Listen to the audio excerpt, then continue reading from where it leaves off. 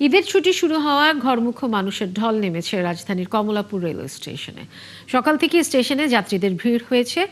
কেউ পরিবারের সাথে বাড়ি ফিরছেন, আবার কেউ প্রিয়জনদের বিদায় জানাতে এসেছেন স্টেশনে। রেলওয়ে কর্তৃপক্ষ জানান প্রতিটি ট্রেন সময় মতো গন্তব্য ছেড়ে যাচ্ছে। ঈদযাত্রায় যোগ করা হয়েছে বাড়তি কোচ। আরও জানাচ্ছেন মেহেদী হাসান। ঈদের বাকি আর মাত্র 2 থেকে 3 দিন। মঙ্গলবার থেকে ছুটি শুরু হওয়ায় ভোর থেকেই ঘরমুখো মানুষের ভিড় কমলাপুর রেলওয়ে স্টেশনে। সড়ক পথের নানা ঝক্কি ঝামেলা ও যানজট এড়াতে ট্রেন যাত্রাকেই স্বাচ্ছন্দ্য মনে করেন যাত্রীরা। প্রতিটি ট্রেন নির্দিষ্ট সময় আসছে এবং সময় মতো ছুটে চলছে গন্তব্যে। কোনো ভোগান্তি ছাড়াই পরিবার পরিজন নিয়ে ট্রেনে উঠতে পেরে খুশি সবাই। আমি দাদু বাড়ি যাচ্ছি ঈদের ছুটিতে ঘুরতে।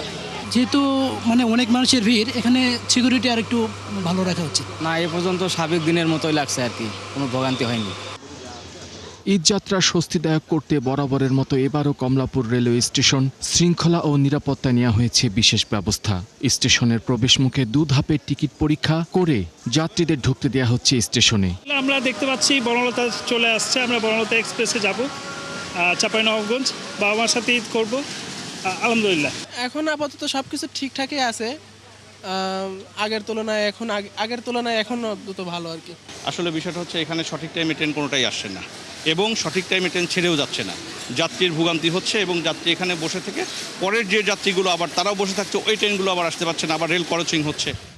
রেলওয়ে কর্তৃপক্ষ বলছেন এবার ঈদে যাত্রীদের চাপ সামলাতে 5 জোড়া বিশেষ ট্রেন এবং জনপ্রিয় রুটগুলোতে 46টি অতিরিক্ত কোচ যুক্ত করেছে রেলওয়ে। এই বিশেষ ট্রেনগুলো 16 থেকে 28 মার্চ পর্যন্ত বিভিন্ন রুটে চলাচল করবে।